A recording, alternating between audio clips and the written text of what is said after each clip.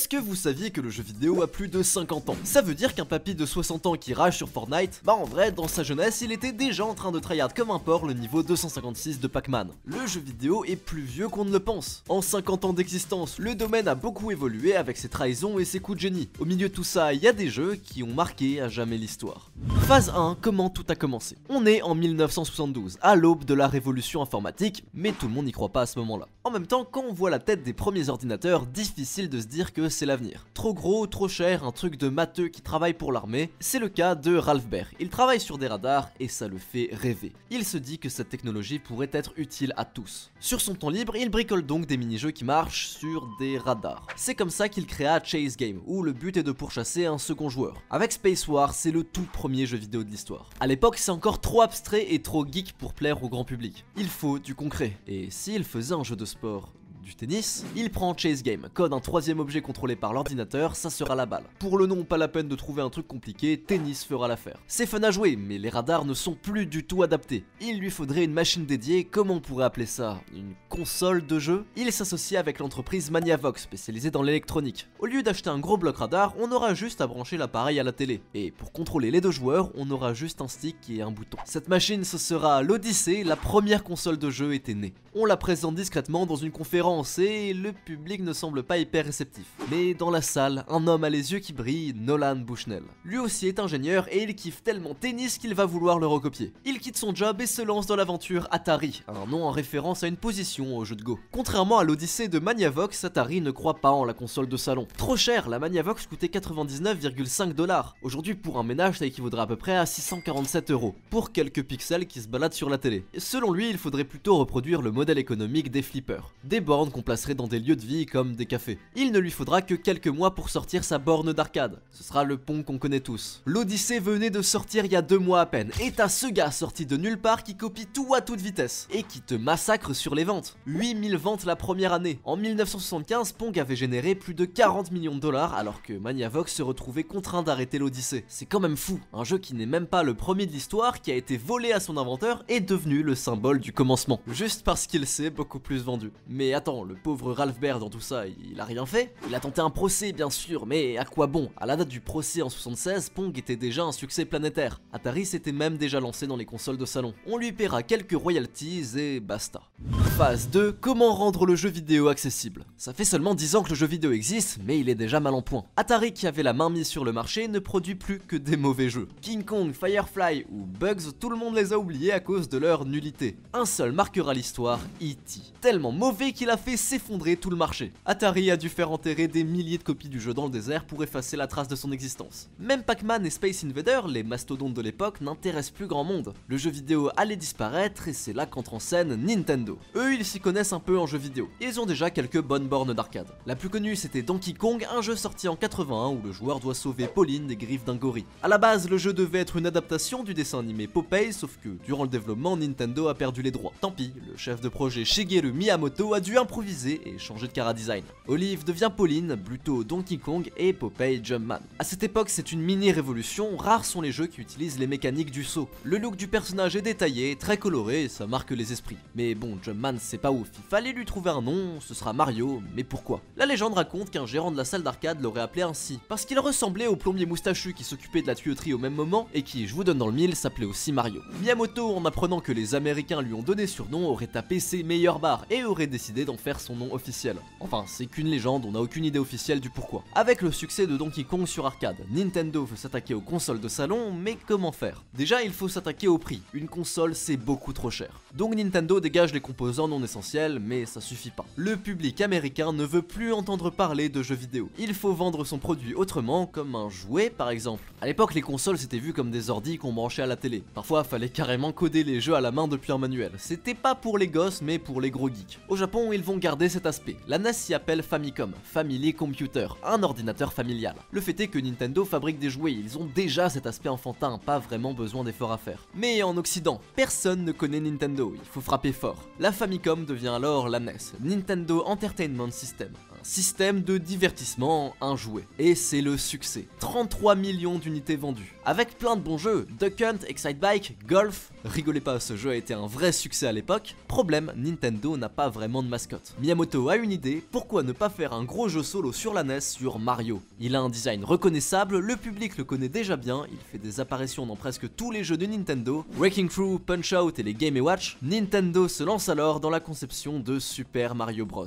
Et quel jeu mes amis, quel jeu! C'est simple, ce jeu va poser toutes les bases du level design, des règles qui sont encore utilisées aujourd'hui. Tout doit être intuitif, fini l'époque Atari où il fallait lire un manuel et naviguer dans des menus compliqués. Mario est posé à gauche de l'écran, il regarde vers la droite, suggérant donc qu'il doit aller vers l'avant. Il est face à un ennemi qui ressemble à un bumper, le joueur comprend alors que sauter sur un ennemi fait quelque chose, il essaye, bim, plus d'ennemis, le jeu continue. Les niveaux sont intelligents et c'est une véritable leçon de game design. Même s'ils sont parfois difficiles, le joueur n'est jamais perdu comme il pouvait l'être sur les jeux Atari. La manette joue aussi un rôle prépondérant dans l'intuitivité du titre. Elle est composée de 5 boutons, Start, Select, A, B et la grande innovation, une croix directionnelle. Avant c'était la galère. Les manettes avaient des designs chelous, différents selon les constructeurs, bien souvent immaniables. Nintendo a posé les bases de ce qu'on utilise encore aujourd'hui. Par la suite, Zelda va démocratiser le jeu d'aventure et Metroid les platformers 2D à monde semi-ouvert. Phase 3. Comment passer à la 3D? À l'époque, 3D c'était l'argument marketing ultime. C'était un peu comme mettre 2000 après un produit, ça fait futuriste pour l'époque. Les premiers jeux 3D sortent en 80, Battlezone ou 3D Monster Maze. C'était pas vraiment ça. Dans les années 90, on a Doom et Mario Kart qui marquent les esprits, mais encore une fois, c'est pas de la vraie 3D. Juste un moteur 2D qui simule une illusion de 3ème dimension, avec des couches de plans en 2D. CF notre vidéo sur c'est quoi un jeu en 4ème dimension. Non, le premier vrai jeu en 3D sur console, il sort en 93, c'est Virtua Fighter sur la toute nouvelle Sega Saturn. Les débuts sur PlayStation comme Saturn sont désastreux, c'est moche, pas maniable, la caméra part dans tous les sens, les manettes sont pas du tout adaptées à la 3D, regardez, il y a aucun stick, c'était un enfer à diriger. C'est là que Nintendo va encore tout révolutionner. Sur la Nintendo 64, il y a un stick analogique pour manipuler librement la caméra. Ce joystick qu'ils avaient retiré pour mettre une croix directionnelle. Ils le réinventent 12 ans après. Voilà pourquoi Mario 64 est souvent considéré comme le premier jeu vraiment 3D sur console. La caméra est carrément un personnage. Pour sauter, une petite ombre vous suit au sol et fait office de viseur. Pour se repérer, un immense hub où choisir son niveau. Mario a plein de combinaisons de sauts, parfait pour varier les plateformes. Encore une fois, Nintendo a révolutionné le média et tout ce à quoi vous jouez aujourd'hui s'est construit sur cet héritage colossal. Dans la foulée, ils vont enchaîner avec la masterclass qui est Zelda Ocarina of Time, considéré comme le meilleur jeu de tous les temps, rien que ça. Il inventera la mécanique du lock qui permet de fixer la caméra sur un ennemi pour se concentrer plus facilement sur le combat, avec un passage à la vue FPS pour pouvoir bien viser dans les moments exigeant un peu plus de précision. Bien sûr, il n'y avait pas que Nintendo à l'époque. Il serait injuste de ne pas citer l'apport monumental d'un Metal Gear Solid, Tomb Raider, Resident Evil, Crash Bandicoot, Gran Turismo, Tekken 3 et bien sûr Final Fantasy VII.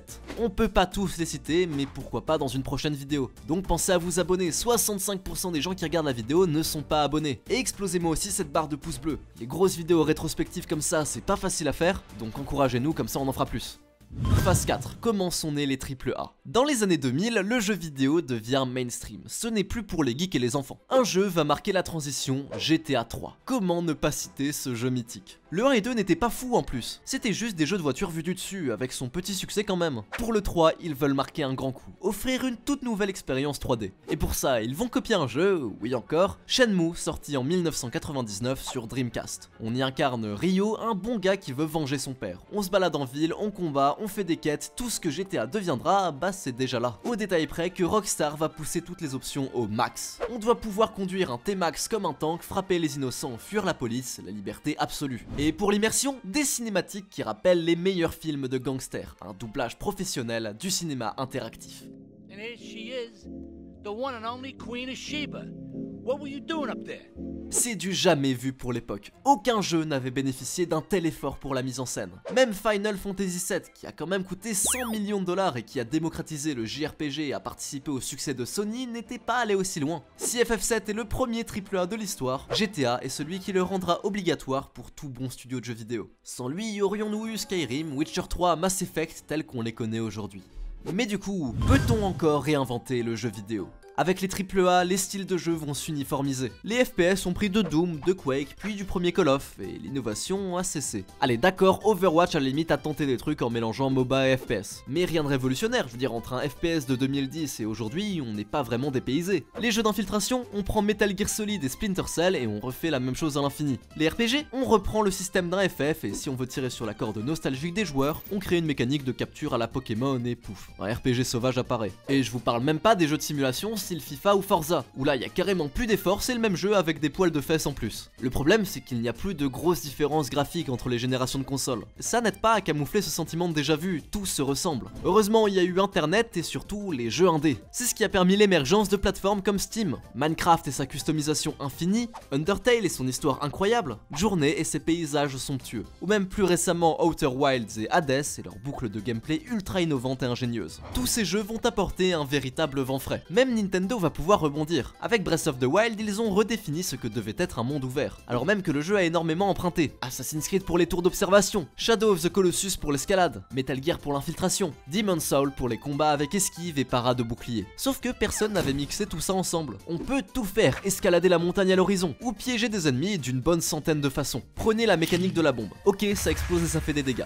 mais ça fait aussi du bruit qui effraie les ennemis, ça permet de pêcher, de couper du bois, de se propulser soi-même en l'air. Ils ont utilisé ce qu'on appelle le game design par soustraction. On enlève le superflu et on donne de multiples utilisations à un seul et même objet, tout le contraire d'un GTA qui essaye de fournir des centaines d'expériences de gameplay différentes. Mais si finalement les jeux les plus importants de l'histoire n'étaient pas ceux qu'on croyait. On a beaucoup parlé de gros jeux qui ont révolutionné nos façons de jouer, oui. Mais si aujourd'hui vous êtes un gamer, un vrai, c'est peut-être pas grâce à eux. Des jeux comme Wii Sport, Candy Crush ou Angry Birds ont ouvert le gaming au daron. Si votre mère vous a acheté une console, c'est pas grâce à Pong ou GTA, mais à Wii Sport et Nintendogs. Si aujourd'hui le gamer n'a plus l'image du geek boutonneux, c'est parce que des jeux comme Animal Crossing ou les Sims ont ouvert ce monde à un plus grand public. Et League of Legends ou CSGO, quoi qu'on en dise, ils ont permis la création d'une scène e-sport, dans laquelle des investisseurs mettent de l'argent, organisent d'immenses événements et crédibilisent toujours plus votre passion. C'est grâce à tous ces jeux que vous êtes ce gamer aujourd'hui. Alors remercions tous ceux qui les ont précédés, et offrons ces univers à ceux qui nous succéderont, pour faire vivre encore de nombreuses années cette merveilleuse passion qu'est le jeu vidéo.